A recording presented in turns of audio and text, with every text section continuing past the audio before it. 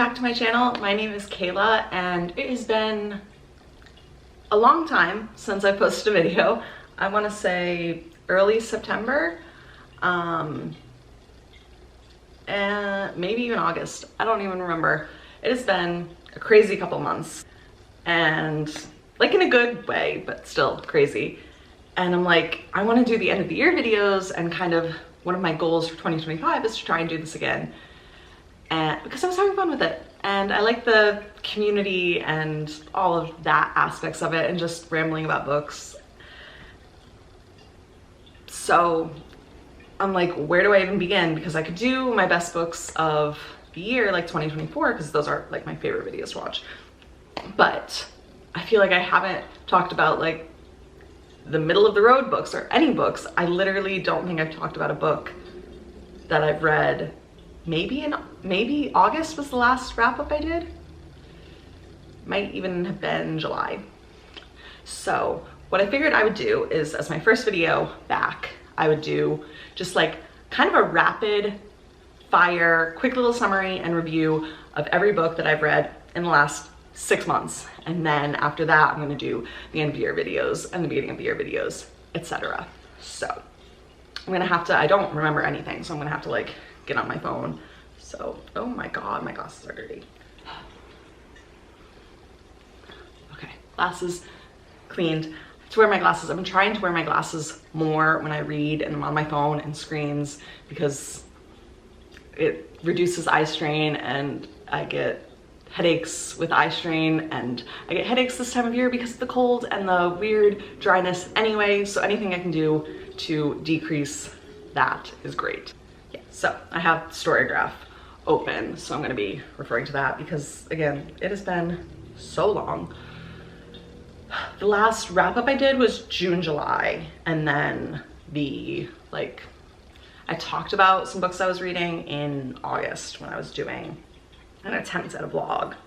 So I will start with the book I finished on August 1st was The Appeal by Janice Hallett, and I gave that 4.5 stars. When I was first starting it, it's like a mixed media mystery that follows this theater troupe, and I honestly didn't read the blurb, so I didn't even know what the mystery was, so you don't really need to. So at the beginning I was a little confused, but then at about the 40% mark it started getting really interesting, and it's so easy to read, and I just had a really good time with it. And like there were parts that I figured out and parts that I didn't, which is kind of always my goal with, like, that's what I like about a mystery, because I want there to be enough clues that I can figure it out, but I don't try to figure that out too much, so I also want to be surprised. Like if you figure out the twist 20 pages in, like, it's boring.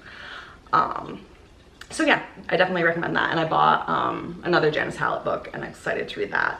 Then I read The Last Devil to Die, which is the 4th book in the Thursday Murder Club series. I think another one might be coming out this year, but he like took a break, so it kind of wraps up some things.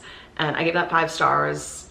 If you know the Thursday Murder Club, you know it. It follows these 70-something-year-old people in a retirement community, and it's little cozy mysteries, but I feel like it's very like human and really beautiful, and it's just about what you love about it, if you love it, is like the people and their relationships and the characters. And this one was incredible, and it made me cry so much. I think it's probably my favorite of them. So yeah, I'm excited for more, but I'm also scared. Then I featured this in the little vlog I did, but Grief is for People by Sloane Crosley. I didn't rate it because it was a memoir, but I'd probably give it like 4 if I was forced to.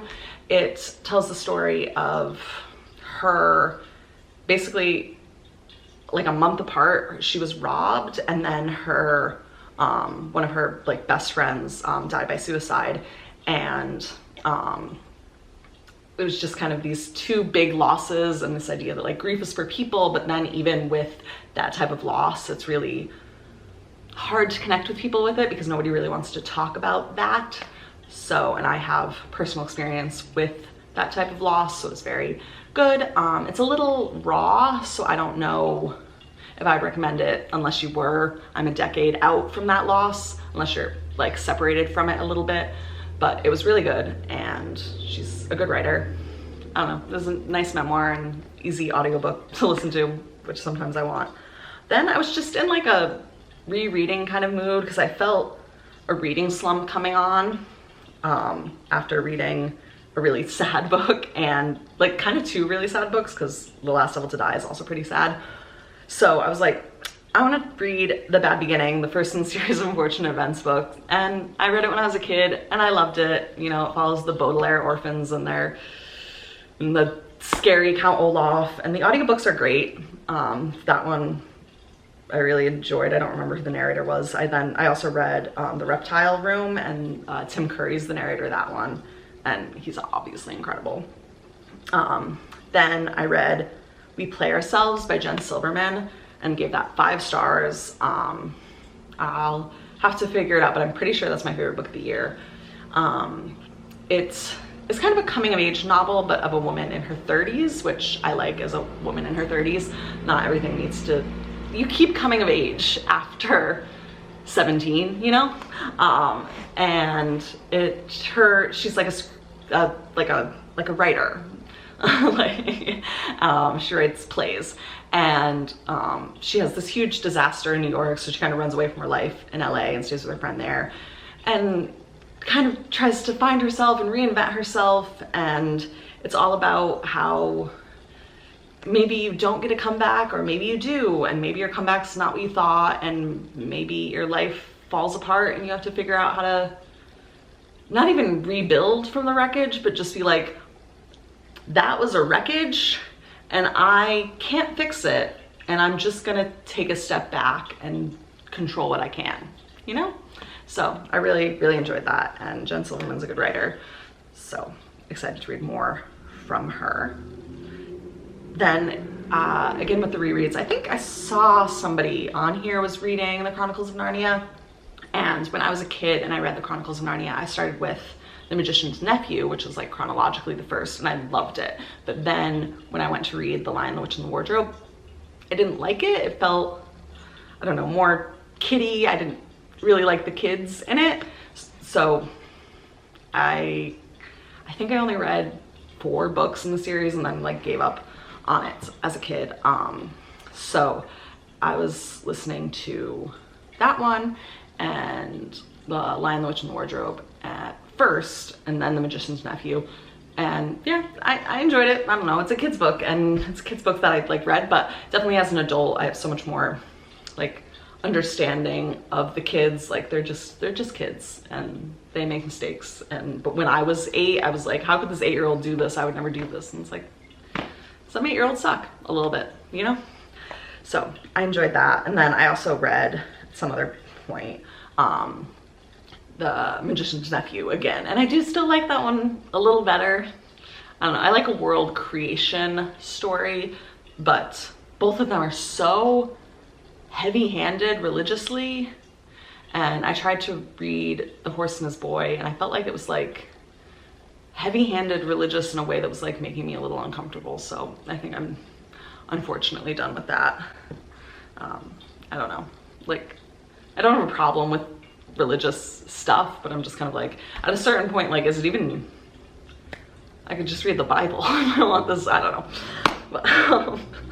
But then I read The Murder of Roger Ackroyd by Agatha Christie, and trying to like, I read just a bunch of random Agatha Christie's at first, and now I'm trying to go back and read them in order, and this one was incredible. I gave it 4.5. I think it's one of kind of her most famous. The twist is like insane, and I really, really loved it. I could not have predicted. I don't know if it's even possible to predict it. There were things that I understood, but I couldn't have predicted that twist, and it was really, really good. And I'm glad I own that one. I own like a physical copy of that one, and I'm glad I do, because it's definitely a really good one. Oh, and then I was like, I guess feeling Agatha Christie, so then I read The Big Four, and I gave that like a 3.75. I don't love when she gets into kind of more, I don't know, crime novel-y, like this was almost like mob related, a big government conspiracy. Sometimes I don't love I don't want my little Poirot like all up in like government conspiracies and like multinational mob stuff. But it was well written and parts of it were interesting, and I always love Poirot. I can't imagine not liking a book, you know, like my least favorite Poirot I think that I've read, I think was still a 3.5. So, you know, that one, oh my God, nobody talks about it really with Christie, which whatever, but her stuff is very of the time sometimes. So the Big Four definitely has a lot of like xenophobic, racist stuff, just language just casually thrown about. And I think a lot of stuff has been like edited to be less bad, so I don't even want to read the 1930 version of this book. But yeah, so definitely I would maybe honestly skip this one, the Big Four, if you're if you're interested in reading some Christie. Like there's no need to read this one. We can understand that like that's what the time was, and probably a lot of the language she used actually was considered more progressive, you know. But yeah, definitely, yeah. Then I actually read, I wasn't reading much at this point because I was like traveling, but I actually read this book while like waiting, like queuing for concerts. But I read, and like on planes and stuff, I read Paradise Rot by Jenny Val, and I give that a 3.5. It's very strange. It's a very weird book. I don't even know how to describe it. Everybody just warns about like there's a lot of like urine, and I thought it was going to be in like a sexual way, and it's not. It's just in like a weird, gross bodily fluids way. But yeah, it's just about this young woman who like finds housing with like an older woman, and like it's weird and gross, and honestly like I just felt like I almost wanted a little more, like, or something. I just felt like it didn't go fully as weird or as messed up as I wanted it to, you know? Like I just felt like it was just a little gross and weird. But I wish it had been more surreal or more, I don't know, more felt like it had a point. Like I finished it and I was like, why did I read that? Is my life any different than before I read it? You know, like it was a good book, but why did it exist? Then I listened to the audiobook, Moby Dyke, what is the full title? Moby Dyke, An Obsessive Quest to Track Down the Last Remaining Lesbian Bars in America by Krista Burton. And I gave that a 3.5. I was kind of disappointed in it. It's okay, so what it is it follows her. She's like Krista is like traveling around the country. It's in, I want to say like 2021 through 2022, going to the lesbian bars in the country. And there's only at that point, like, I want to say like 12. Now there's 30, I think, which is incredible. But so she went to like all of them, and I just kept getting really frustrated with like the lack of planning. Like she'd be like, they have different hours on their website and the thing, and then on Google, and I'm like, well, just assume that the one with the fewest hours is correct. Because like if one place says they're closed on Monday and one place says they're open on Monday, just assume they're closed on Monday. Just assume that one's correct. Like that's common sense to me. And then there was like a little too much like personal anecdotes, and I wanted a lot more about the actual lesbian bars. I didn't feel like she got a ton of contact with the people actually like who own the bars as much as I wanted. And I know that other lesbian bar projects like the Lesbian Bar Project did, so I think it's just a lack of trying. Sorry. And my main thing, I have a note. It said, why is she yapping about forgiving toxic homophobic parents? I want to kill her. There was so much about forgiving toxic homophobic parents. I'm like, that's great that your parents like did all that. There was so much about like femme erasure, which like is a thing, but like calm down. Like that's not the biggest issue facing the queer community. I say that as a femme. And a lot of stuff about like, why are all these lesbian bars now calling themselves like human bars and queer bars and all this stuff? And I'm like, I feel like you're like and obviously this woman is married to a trans man, so she's obviously not homophobic, but I feel like you're like touching the line, I mean transphobic, so you're like touching the line of like transphobic stuff, which is very weird, because it's like, well, these bars are human bars and bars for everybody, because notoriously like gay male bars are not, like, you know, and like straight bars are not, and just there's not a lot of spaces, and the lesbian community has historically been incredibly trans inclusive. So that's why it's about getting rid of TERFs and taking back lesbian spaces for actual like lesbians in the actual lesbian community, which includes non-binary people and trans men and trans women and all of that stuff. So like to constantly ask that when you're married to a trans man, why aren't these bars calling themselves lesbian bars? And I'm like, everyone refers to them as lesbian bars. Everyone knows they're a lesbian bar. Like, I'm not at Henrietta Hudson's in New York City, like, can I be here? Is this a lesbian bar? Because they call itself a bar for humans. It's like, it's a I look around and 90% of the people are lesbians, but like, there's also like some trans men, and obviously I'm sure a bunch of bisexuals, but like, it was just very weird. I don't know. I don't want to like get into it, but yeah, but 3.5, it was fine, but I don't necessarily think worth reading, if I'm being so real. Then I actually listened to the audiobook, and it was like so short, but not like in a bad way. Open Throat by Henry Hoke, and I gave it 5 stars. And this is like a super weird, surrealist, magical realism almost story that you're in the perspective of like a mountain lion in California, and you just follow him through his life. And these are going to be such weird words to say, but it's like queer and deals a lot of like existentialism, and it was incredibly written, and the narrator of the audiobook was like incredible, and it made me cry a little bit. It was just really beautiful, and I don't know, I'm just really glad I read it. I can definitely recommend it. Like, you think it sounds so weird that you're like, is this gonna be good? But it's really, really good. Then I was like on an audiobook kick at this point, I guess. Then I listened to Dinner for Vampires, Life on a Cult TV Show by Bethany Joy Lenz, and she's Haley from One Tree Hill, which I was like super obsessed with One Tree Hill in high school, well, college actually, like when seasons like, I want to say 4 and 5 were airing. So obsessed, like deep in it, and like Haley, and this was like my favorite character, and Bethany Joy Lenz, I was like absolutely in love with her. So I knew some of this information. I knew that about her marriage, and that this guy was kind of in a weird like religious culty type of thing. And I'm also a fan of the actor Jonathan Jackson, who was also in the cult and has now left.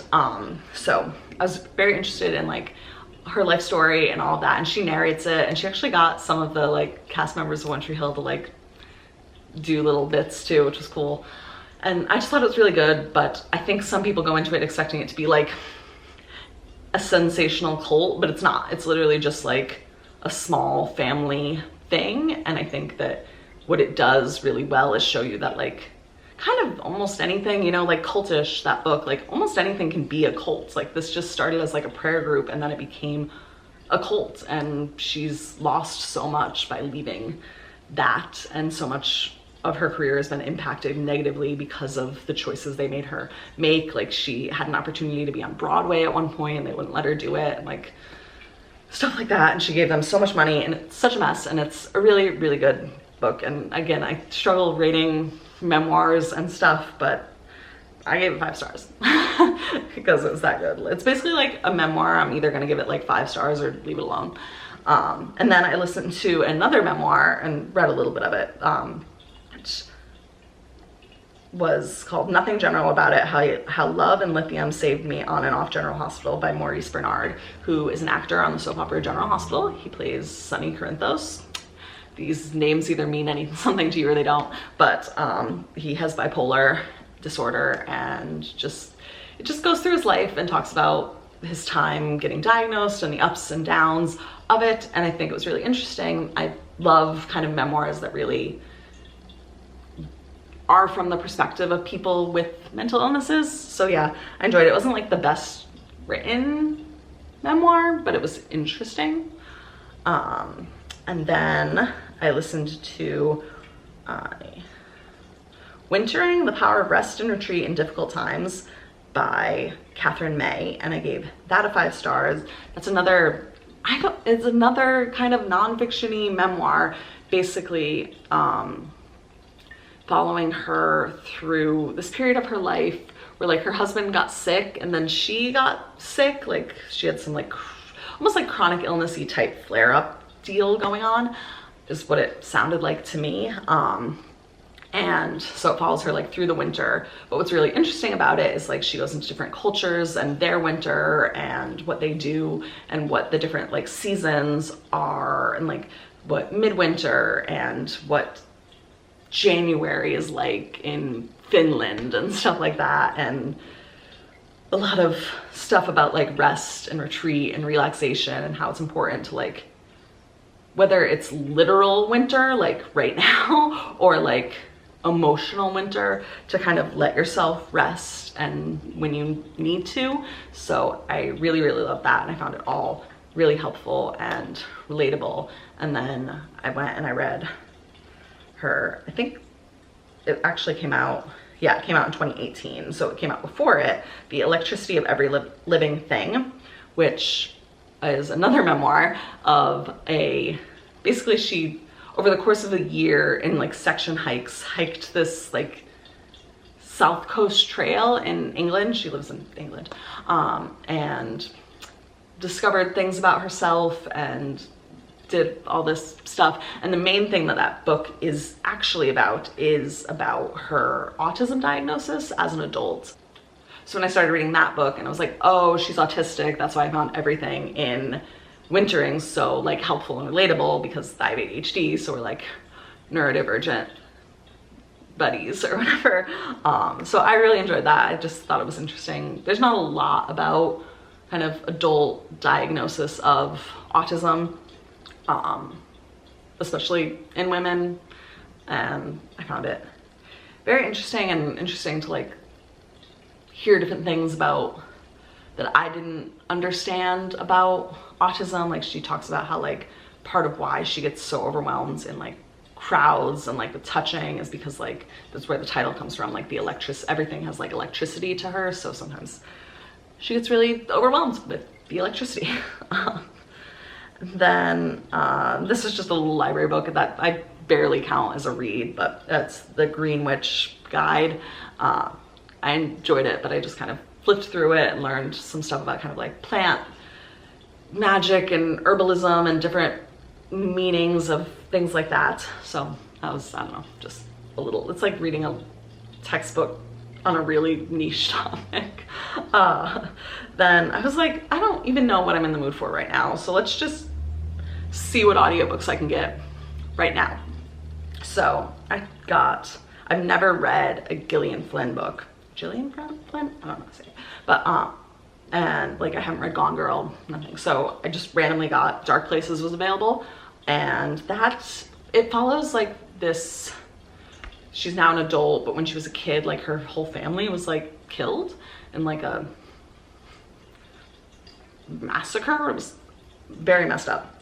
It's very dark, and as an adult she's trying to figure out like what actually happened, and I found it really interesting. It's like a dual timeline, but like with 3 perspectives, like her perspective and then her brother who is in prison for doing the crime, and then her mom like follows like her brother and her mom like through that day from both their perspectives to see kind of what's going on, and then like her perspective trying to uncover the truth. And yeah, I found it really interesting, and I would like to read more from her. The first like 20% I was like, do I like this? And I was trying to find like information on if other people like it, and everyone was just saying that the narrator's unlikable, and I'm like, that's not a problem for me. I don't care if she's unlikable, I just find it boring. But then it gets good. And I found it really good, and she's a really good writer, so I definitely want to read other books by her. And then I listened to the audiobook of Foster by Claire Keegan, and I gave Dark Places a 4, and I gave Foster a 4.5, which I would say is probably, I was doing one of those things like most surprising books of the year. I would say that is one of my most surprising books of the year, because at the end of last year, beginning of this year, I read Small Things Like These, and I did not like it. Like, her writing was beautiful, but the plot and everything, I didn't care. I just straight up didn't care about anything that was going on. And this was the exact opposite. Like, it made me cry. It was so beautiful. It follows this girl who, in Ireland, she just spends some time being taken care of by another family, which was the thing that people used to do in like the 50s, 60s, 70s and stuff, when you have too many kids and you just need to like get a mouth out of the house for a little bit while you're like, I think her mom was pregnant. So it's about that, and it was just beautiful. Absolutely, absolutely incredible. Like, I finished it, and it was one of those books where like you finish it and like I sat there like crying because it was just so beautiful. And then another Agatha Christie. I listened to The Mystery of the Blue Train, which I gave a 4. I really liked it. It follows, like, there's a murder on a train and then Poirot is trying to solve it. Yeah, I really liked it. I just felt like I didn't connect super emotionally to anything going on, but I had a good time, and I understand why. I think it's one of his more like famous ones, but there's some stuff that like I almost like wished had been going on but wasn't. But yeah, it was interesting. I don't know, I felt like the bad guy at the end, or what, the bad person at the end was, I don't know, I just felt like if there's something about it that felt okay. Like, I had no emotional attachment to the fact that that person did it. And then my last book of the year, I literally finished this on New Year's Eve at like 3 o'clock in the afternoon, was The Wedding People by Alison Espet. I don't think anybody knows how to say it, and I gave that a 5-star, another contender for my favorite book of the year. It, I think, won like Goodreads Choice Award stuff, and absolutely deserves all the hype, and everything around it is incredible. Yeah, it follows this woman, Phoebe, who she goes to a hotel in Newport, which is actually where I went to college. So that was very cool. Like, all the references, I felt like, I don't know, it makes me want to like go back and visit. I haven't been really since graduating. But yeah, so she goes there to like take her own life, but at the hotel there's a wedding going on, and the bride is like, you cannot do this and ruin my special day, my special week, my wedding week. And you're like, okay, this is ridiculous. But it is incredible. It's funny, like literally laugh out loud funny. It's so heartfelt. I was like crying. I think there's a part of it that made me cry, and it's like because of a very specific kind of like trigger related thing, but like in a good way. Like, but like, I want to say less than 100 pages in, I had already cried. It is that good. Definitely, obviously, like, trigger warning. I would say the most important ones for me is like obviously suicide, and there's just like open talk of it, but like that's kind of the premise of the book. And just depression and all of that stuff, and some like infidelity related stuff, and there's also an off-screen pet death that is very sad, but like it's kind of like off page, kind of before the start of the book, so it's just kind of background sad. But yeah, I definitely recommend it. So that is my attempt at a rapid fire, this is still probably gonna be at least a 20-minute video, but a rapid fire recap and review of every book that I read from August to December. And now I can close 2024 and in 2025 be better and actually post and have fun with this. I'm trying to spend less time on the internet and just do more creative projects. And I think that this is a really good creative project, reading and filming and editing videos. So I'm excited for that. And this was a okay reading year. I'll definitely do a video where I like review it a little more, and probably do like my favorite books. But yeah, so thank you so much for watching, and hopefully I will see you much more often in 2025.